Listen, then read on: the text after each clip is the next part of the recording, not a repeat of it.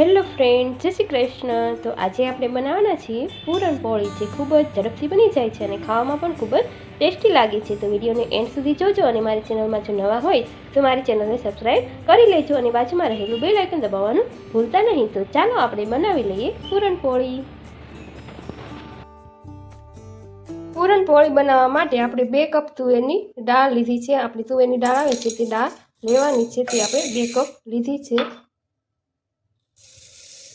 એને હવે આપણે સારી રીતે ધોઈ લેવાની છે। આપણે તુવેર દાળને સારી રીતે ધોઈ લીધી છે। હવે આપણે તેમાં 2 કપ તુવેર દાળ લીધી છે, તો તેની સામે આપણે 3 કપ પાણી ઉમેરીશું। પાણીનું પ્રમાણ ઓછું રાખવાનું છે, કારણ કે નહીં તો આપણું બેટર છે તે ઢીલું થઈ જશે, એટલે આપણે 3 કપ જેટલું પાણી ઉમેરીશું। હવે આ દાળને સારી રીતે આપણે બાફી લેવાની છે। હવે આપણે ગેસને શરૂ કરીને દાળને બાફી લઈએ।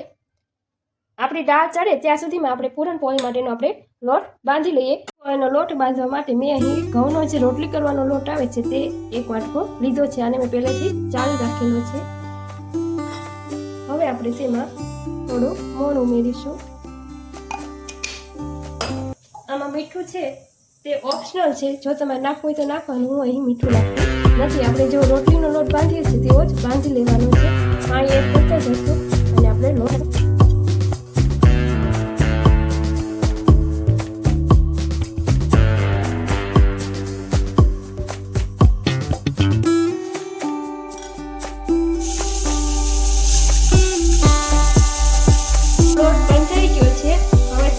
આપણે તેને મેલ્ટ થવા માટે મૂકી દઈશું, એટલે માટે ડીશને ઢાંકી દઈશું। આવી રીતે મૂકી દેવાનું છે। હવે આપણે જોઈ લઈએ આપણી દાળ બફાઈ ગઈ છે કે નહીં, તો ચેક કરી લઈએ।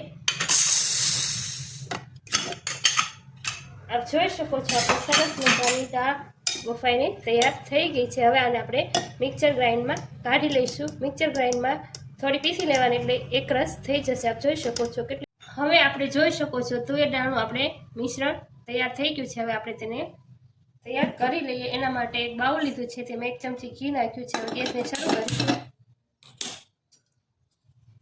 આપણું ઘી થોડી વાર ગરમ થાય પછી શકો છો આપણું ઘી મેલ્ટ થઈ ગયું છે। હવે આપણે બાફેલી તુવેર દાળ એડ કરીશું।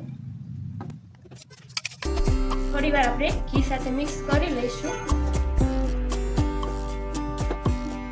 હવે તેમાં આપણે એલચી પાવડર એડ કરીશું। 1 ચમચી આપણે જાયફળ પાવડર એડ કરીશું, અને આપણે 1 વાટકી ગોળ એડ કરીશું। ગોળનું પ્રમાણ સ્વાદ અનુસાર રાખવાનું છે, જો તમે ગળ્યું વધુ ખાતા હોય તો ગોળનું પ્રમાણ વધુ રાખવાનું છે।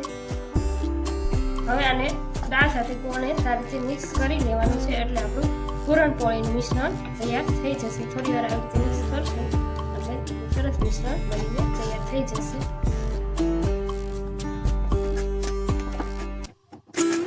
શકો છો આપણું મિશ્રણ તૈયાર થવા આવી ગયું છે। આવી રીતે મિક્સ કરી લેવાનું છે, દાળ સાથે એકદમ મિક્સ કરી લેવાનું છે। આપ જોઈ શકો છો કલર પણ ચેન્જ થઈ ગયો છે। થોડી વાર આવી રીતે ગરમ કરશો એટલે થઈ જશે આપણું પૂરણપોળીનું મિશ્રણ તૈયાર। કેટલી સરસ સુગંધ આવી રહી છે।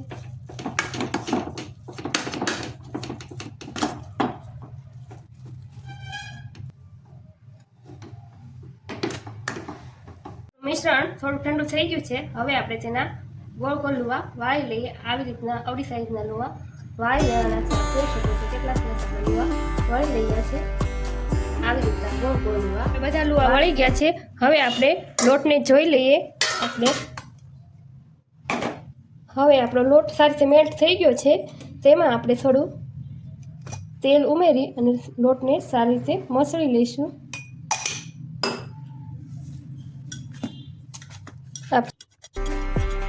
પૂરણપોળી બનાવવા માટે આવી રીતે લુવા કરી લઈશું।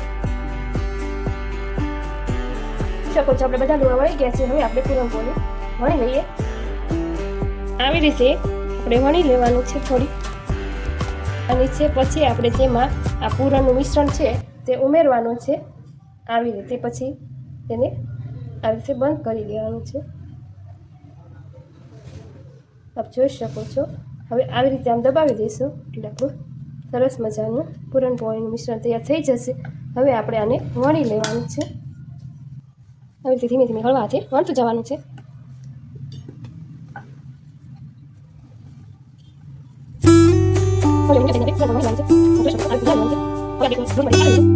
પેન લઈશું, તેમાં આપણે ગેસ શરૂ કરીશું, થોડું આપણે ઘી લગાવીશું. હવે આપણે તેને શેકી લેવાનું છે. આવી રીતે બધી પૂરણપોળીને શેકી લેવાની. આપ જોઈ શકો છો પડ છૂટું પડી ગયું છે ઉપરનું. આવી રીતે બનાવી લેવાની. આપ જોઈ શકો છો આવી રીતે બંને સાઈડ શેકી લેવાના છે. ગેસની ફ્લેમ ધીમી રાખવાની છે. આવી રીતે ઘી લગાવતું જવાનું છે. સરસ મજાની પૂરણપોળી તૈયાર થઈ રહી છે. ખાવામાં પણ ખૂબ જ ટેસ્ટી લાગે છે. પૂરણપોળી તૈયાર થઈ ગઈ છે. હવે આપણે ડીશમાં કાઢી લઈએ. આવી રીતે બધી પૂરણપોળી બનાવી લેવાની છે. આપ જોઈ શકો છો.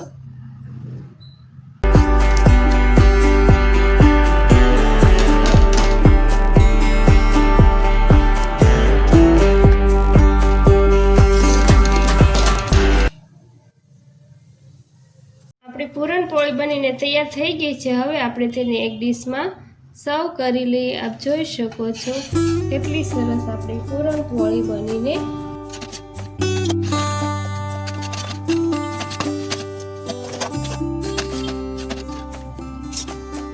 તો તૈયાર છે. આપણી પૂરણપોળી આપ જોઈ શકો છો કેટલી સરસ આપણી પૂરણપોળી બનીને તૈયાર થઈ ગઈ છે અને ખૂબ જ ઝડપથી બની જાય છે અને ખાવામાં પણ ખૂબ જ ટેસ્ટી લાગે છે અને ઘી સાથે ખાવાની ખૂબ જ મજા આવે છે. તો તમે પણ એકવાર જરૂરથી જો તમને મારી રેસીપી ગમી હોય તો મારી ચેનલને લાઈક કરજો, શેર કરજો અને મારી ચેનલને સબસ્ક્રાઇબ કરવાનું ભૂલતા નહીં. હવે ફરી મળીશું એક નવી જ રેસીપી સાથે.